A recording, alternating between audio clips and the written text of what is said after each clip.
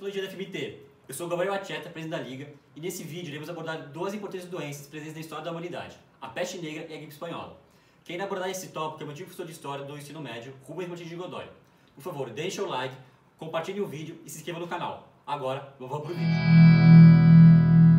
Olá pessoal, meu nome é Rubens Godoy, eu sou professor de História e eu estou aqui hoje a convite do meu ex-aluno, o Gabriel Acheta, para falar um pouquinho então de um panorama histórico de outras epidemias ou pandemias consideradas por alguns autores que tiveram presentes ao longo da história.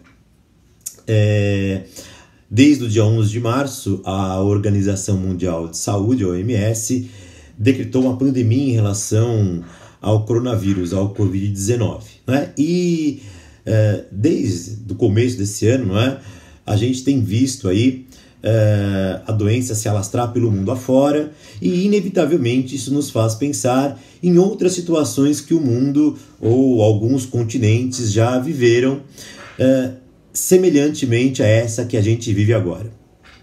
Por isso, a gente vai fazer uma retrospectiva histórica, olhando um pouquinho para trás, em outras duas ocasiões importantes, onde também doenças acabaram se alastrando por grande parte da população. Uma aconteceu no século XIV, na Europa, na chamada peste negra, Europa, norte da África, na região do mar Mediterrâneo, na bacia do Mediterrâneo, lá no século XIV, durante a Baixa Idade Média, e também no outro período que é aí o começo do século XX, 1918, 1920, com a chamada gripe espanhola. Vamos olhar e analisar um pouquinho esses dois eventos, na tentativa aí de pensar um pouco o que a gente vive hoje, estabelecer algumas comparações possíveis. Vamos começar pelo evento mais antigo, que é a peste negra.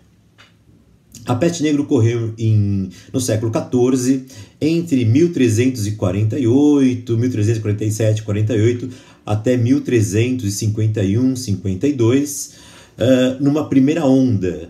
A gente vai observar também que entre 1360 e depois em 1382, outras ondas da mesma doença acabaram atingindo, sobretudo, a Europa.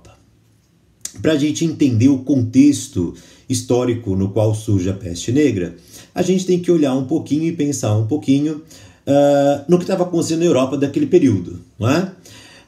A Europa do século XIV é uma Europa que está vivendo uma série de transformações políticas, econômicas, sociais, culturais, decorrentes de um marco na história da Idade Média, que foram as Cruzadas. Cruzadas, vocês lembram, foram aquelas expedições organizadas pelos cristãos no século XI, XII e XIII, cujo objetivo era, de alguma forma, tirar um excedente populacional da Europa, e para isso os europeus utilizaram um argumento religioso.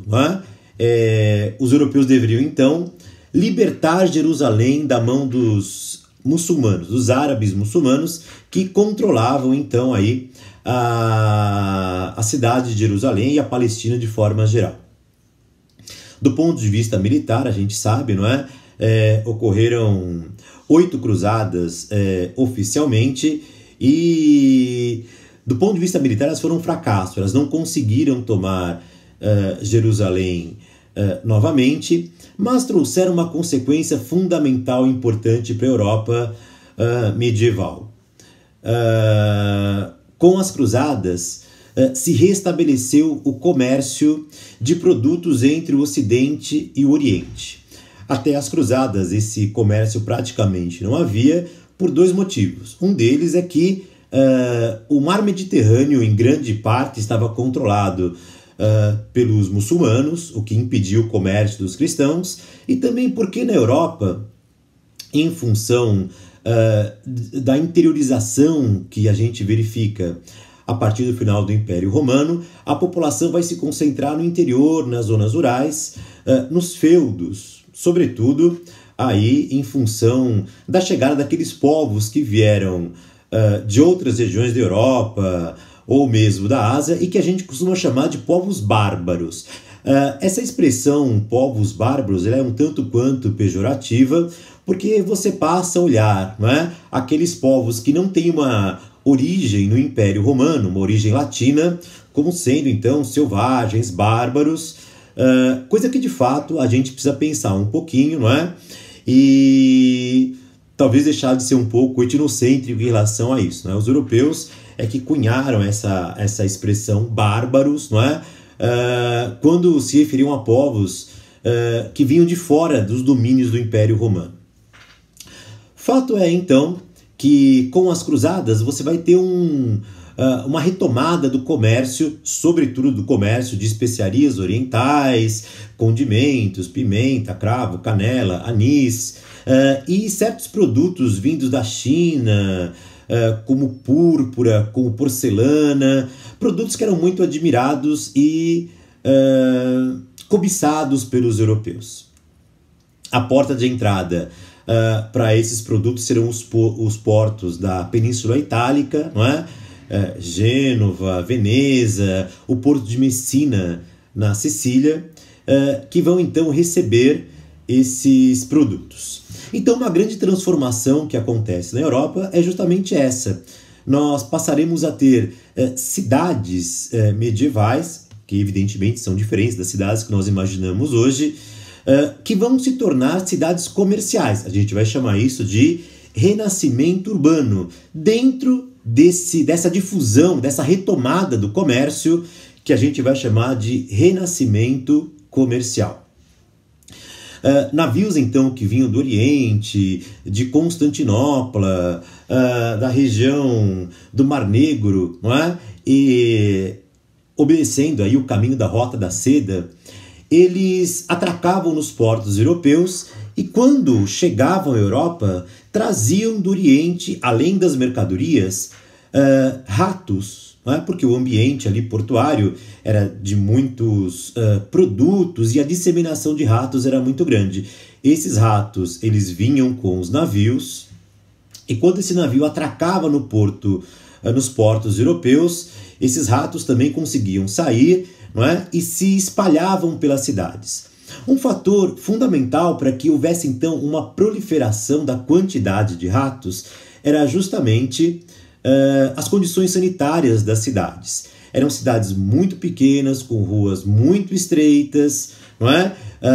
Onde o lixo era descartado pelas janelas. Há autores que falam que baldes e baldes de lixo eram descartados pelas janelas, se amontoando pelas ruas, o que evidentemente contribuiu muito para que a quantidade de ratos aumentasse. Algumas cidades europeias, não é, deixavam criarem-se nas ruas porcos para que esses porcos fossem comendo os restos de alimentos na tentativa de diminuir a quantidade de lixo dispensada nas ruas. Esses ratos, eles vinham, não é, dessa região portuária e as pulgas que habitavam nesses ratos também se espalharam pelas casas. E o meio de disseminação, o vetor, não é, da peste, então, foram as pulgas que foram se espalhando pelas casas, não é? E uma vez que uma pessoa era picada por uma dessas pulgas, contraía a doença, uma bactéria que então infectava a pessoa e a pessoa infectada então passava a ter alguns sintomas, não é? Febre, tosse, convulsões, havia um inchaço na região onde havia gânglios linfáticos, não é? No pescoço, nas axilas, na virilha, e essa infecção causava então aquilo que a gente chamava de bubões, não é? Que eram pústulas, afecções feridas sobre a pele, purulentas, que ganhavam uma coloração meio enegrecida, não é? Daí o nome peste negra, que foi usado de fato a partir do século XVII. Lá no século XIV as pessoas falavam da peste simplesmente.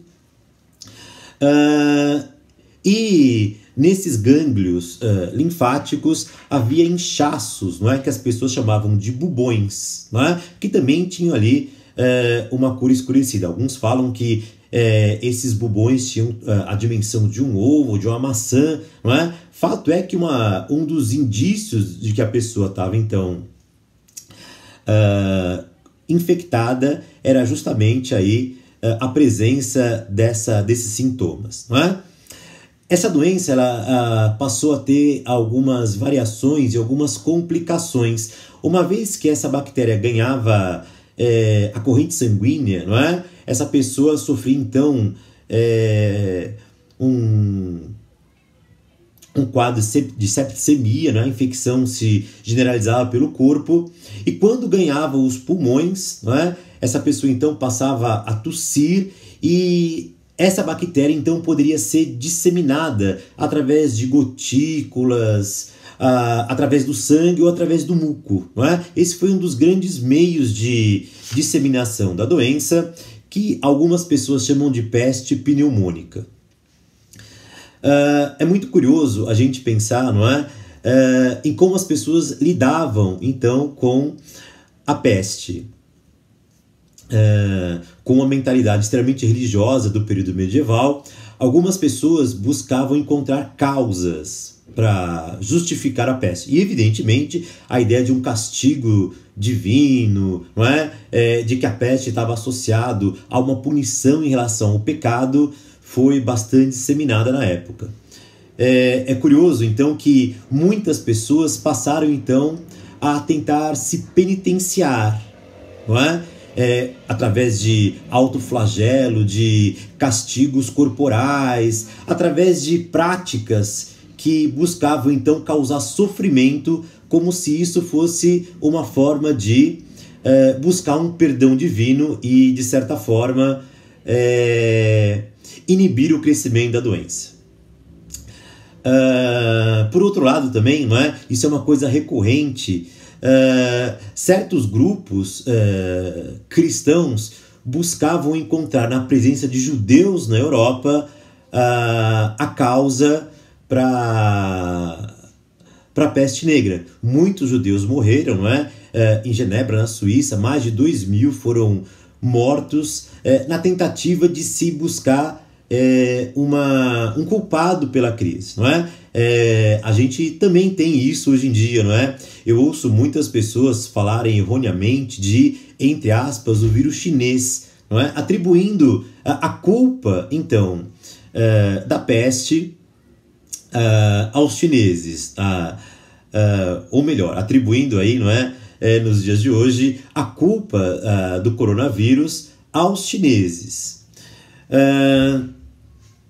De que maneira, não é? Os europeus acabaram aprendendo a lidar com isso, não é? A palavra quarentena vai surgir aí, não é? Quando os navios vinham do Oriente, eles tinham que esperar a princípio 30 dias, não é? E depois 40, para que as pessoas pudessem desembarcar e então não mostrassem sintomas da doença. Essa ideia do isolamento, da quarentena, portanto, já está presente aí na peste negra do século XIV. A quantidade de mortos era muito grande, então, além dos enterros coletivos, a cremação dos corpos, não é? Também passou a ser vista como uma forma de tentar inibir o crescimento da peste negra. A gente pode ver muitas semelhanças, então, não é? Com a peste negra e o que a gente está vivendo hoje, sobretudo no campo da mentalidade, na busca de culpados, então, pelo crescimento da doença. Ao longo do século XIV, os europeus aprenderam isso, não é? E aprenderam com informações que obtiveram dos árabes, não é? No Oriente, que já sabiam que se controlasse a quantidade de ratos, não é? A intensidade da doença diminuiria. Então os europeus vão começar a partir do século XIV a fazer uma coisa que os romanos inclusive já faziam, não é? Que é tratar do lixo, que é retirar o lixo das cidades, não é? Que é ter algum tipo de saneamento básico mínimo para que não houvesse então uma proliferação tão grande da doença, não é? a solução da doença virá então a partir do momento que você vai tomar aí medidas profiláticas para tentar manter a higiene e a limpeza das cidades. Para encerrar essa parte aqui da peste negra, não é? Para não ficar então alguma coisa muito extensa, eu quero só dar duas informações aqui para vocês, não é? Uma delas é que a peste negra ela foi relatada por um contemporâneo da época, um escritor italiano chamado Boccaccio, não é? Que escreveu um livro bastante importante chamado Decameron. Eu vou ler 2 trechos aqui do Decameron para vocês, só para a gente ilustrar um pouquinho, não é? A maneira pela qual os europeus viram isso lá no século XIV.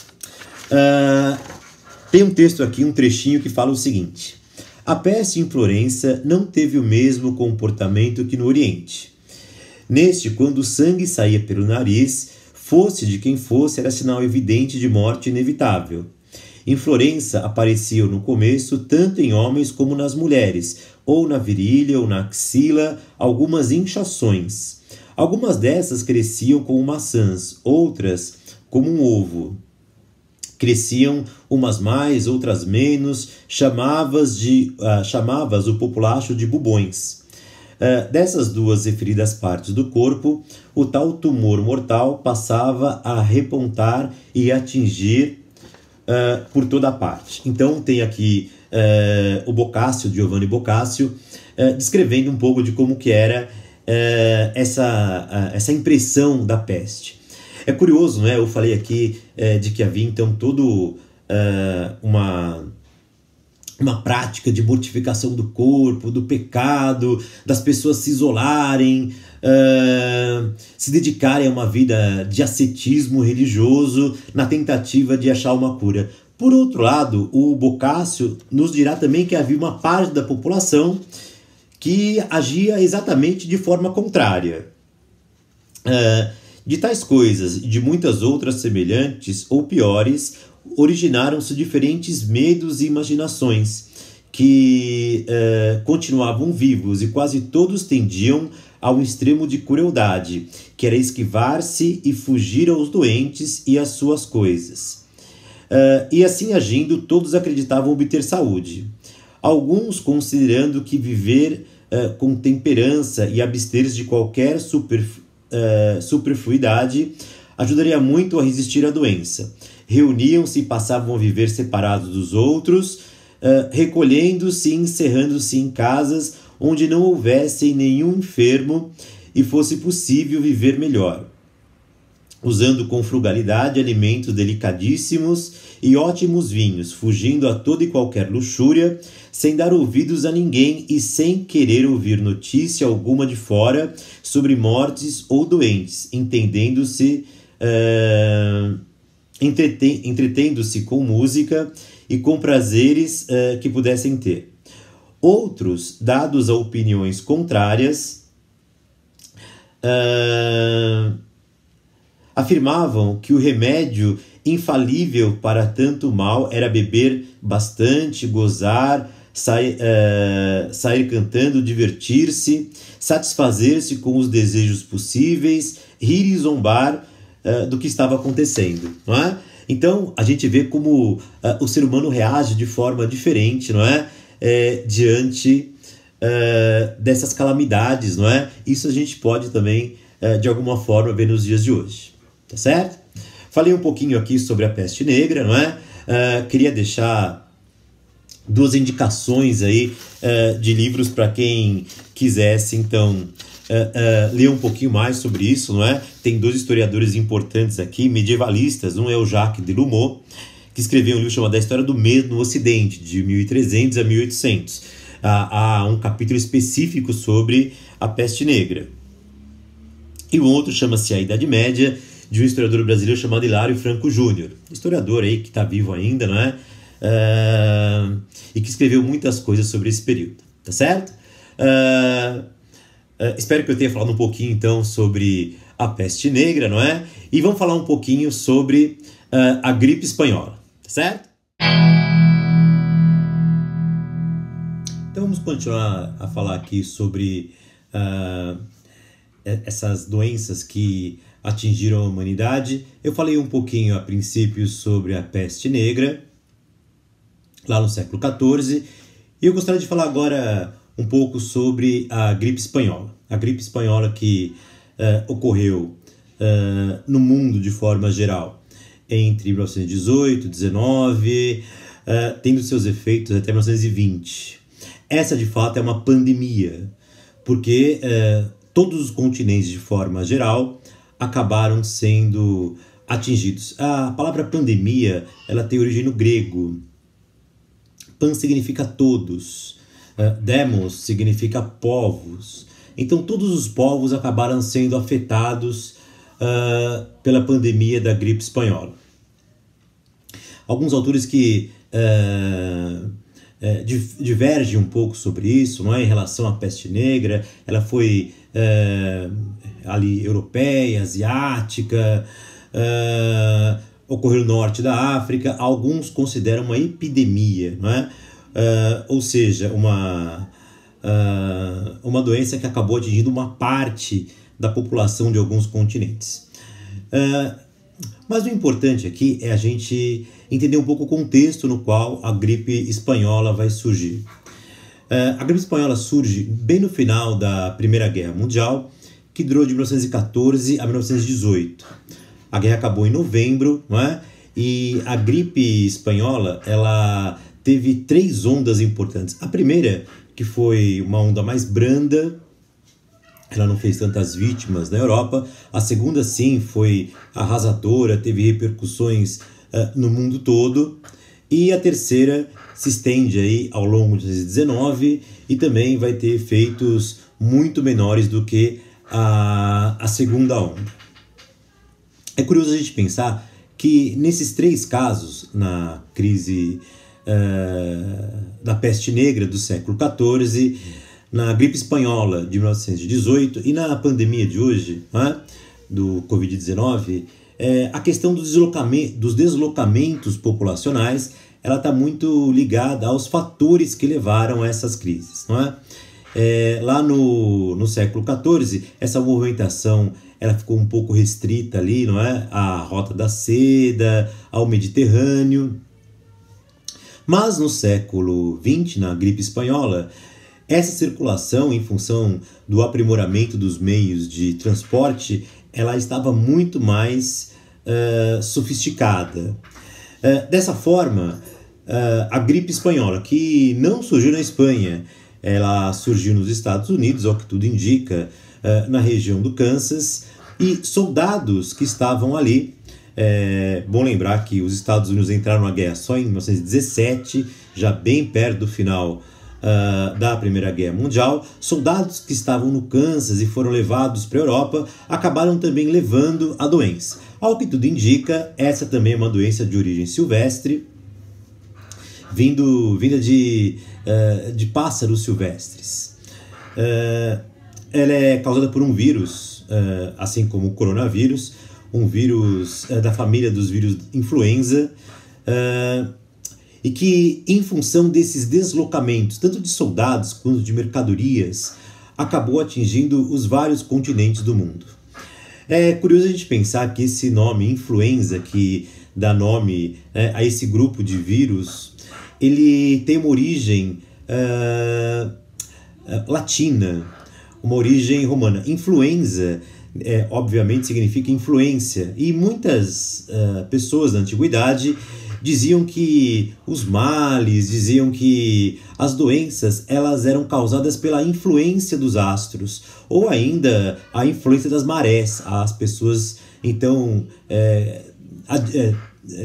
achavam que esse tipo de influência podia causar essas doenças.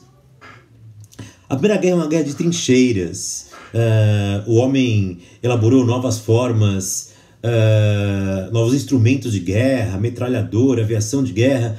Então, nessa guerra, os soldados ficavam dentro de valas, né? As trincheiras longas, valas muito úmidas por conta da chuva, muito frias durante o inverno, e esse cenário foi propício à disseminação, contribuiu para a disseminação do vírus, uma vez que os soldados ficavam ali todos muito próximos, muito aglomerados nessas trincheiras.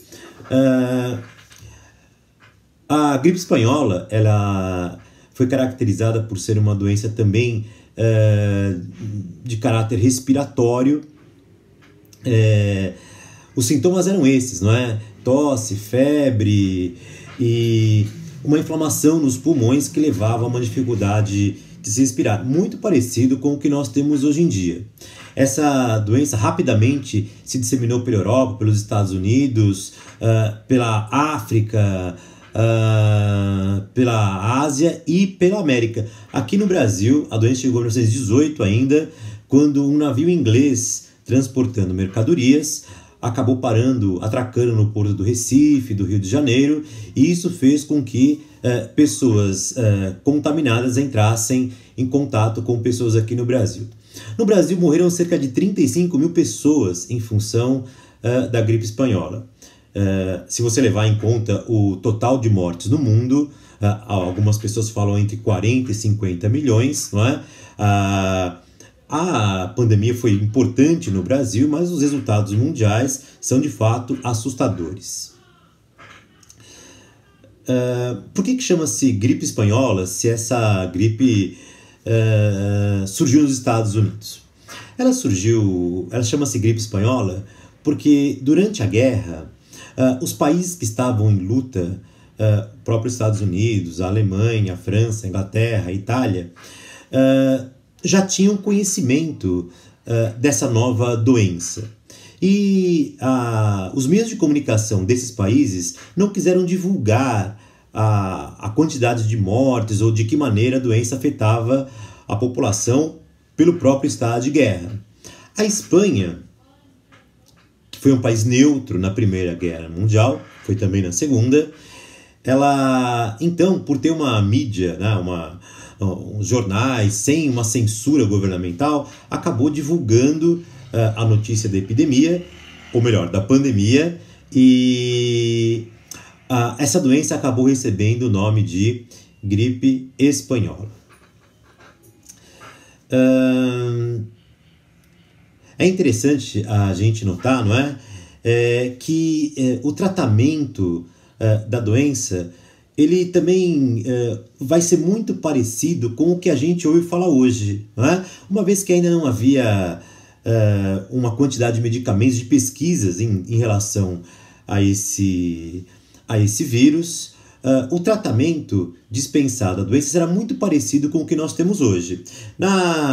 Quando eu falei aqui sobre a peste negra, eu li alguns trechos aí do livro do Decameron, que foi escrito pelo Boccaccio, que foi uma pessoa que viveu ali na Itália daquele período. Eu gostaria de ler aqui com vocês, de mostrar para vocês algumas recomendações que o governo aqui do Brasil deu às pessoas em função da gripe espanhola.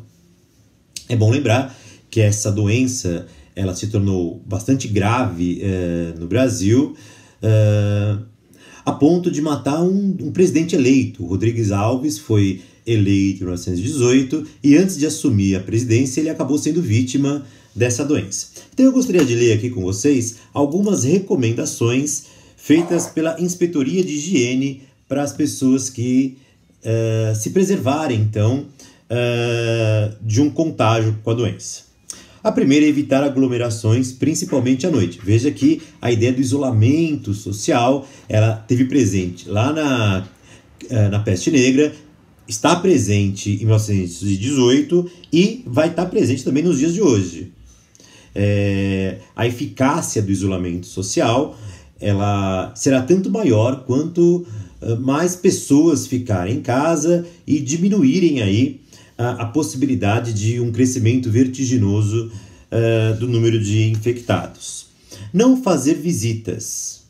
Tomar cuidados higiênicos com o nariz e a garganta, inalações de vaselina mentolada, gargarejos com água e sal, com água iodada, com ácido cítrico, tanino e infusões contendo tanino com folhas de goiabeira e outras. Evidentemente é o recurso que havia para a época, mas também seria uma base científica.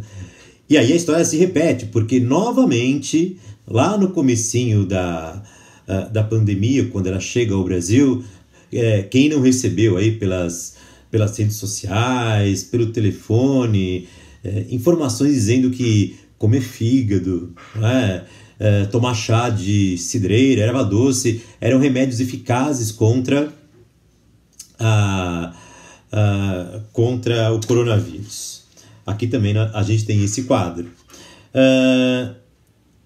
Tomar como preventivo internamente qualquer sal de quinino nas doses de 25 a 50 centigramas por dia e de preferência no momento das refeições. Ele faz uma referência aqui, não é, ao sal de quinino, que é um dos princípios para a cloroquina. Veja que há aqui uma semelhança muito grande em alguns aspectos.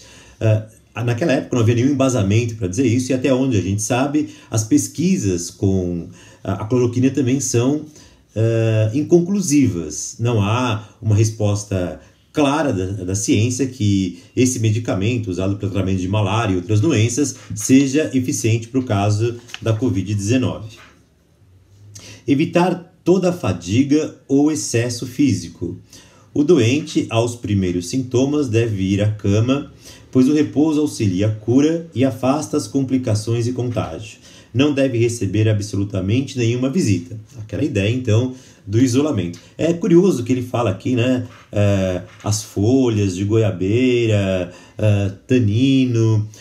Em muitas epidemias na Europa, no século XVII, XVI, XVII, é comum a gente ver ilustrações de médicos ou de pessoas que combatem doenças usando uma máscara. Uma máscara que parece com o bico de uma ave. Esse é um pouco o princípio do que aparece aqui. Aquela máscara, ela, além de ser uma proteção, ela tinha um formato alongado de um bico, porque ali eram colocadas também ervas, várias ervas que deveriam servir de filtro para que as pessoas lá no século XVII, para aquilo que as pessoas no século XVII chamavam de miasmas. Miasmas eram os odores que saíam de matéria orgânica putrefata e que muitas pessoas acreditavam que era a causa de muitas doenças. Evitar as causas de resfriamento é de necessidade tanto para os sãos como para os doentes e os convalescentes. As pessoas idosas devem aplicar-se com mais rigor ainda todos esses cuidados.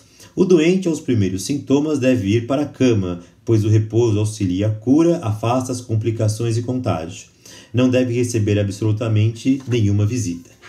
Enfim, a gente tem esses mecanismos aí para tentar fazer o combate à gripe espanhola. Assim como a construção de hospitais emergenciais de campanha, nos Estados Unidos aconselhava-se o uso de máscara pela população, além desse papo do isolamento social. Enfim, há muitas possibilidades de comparação entre o que a gente vive agora e a gripe espanhola de mais ou menos um século atrás. Enfim, acho que eu falei um pouquinho então sobre essas duas grandes pandemias, ou no caso da peste negra, uma epidemia, e queria agradecer a atenção de vocês e eu espero que o nosso papo tenha sido esclarecedor.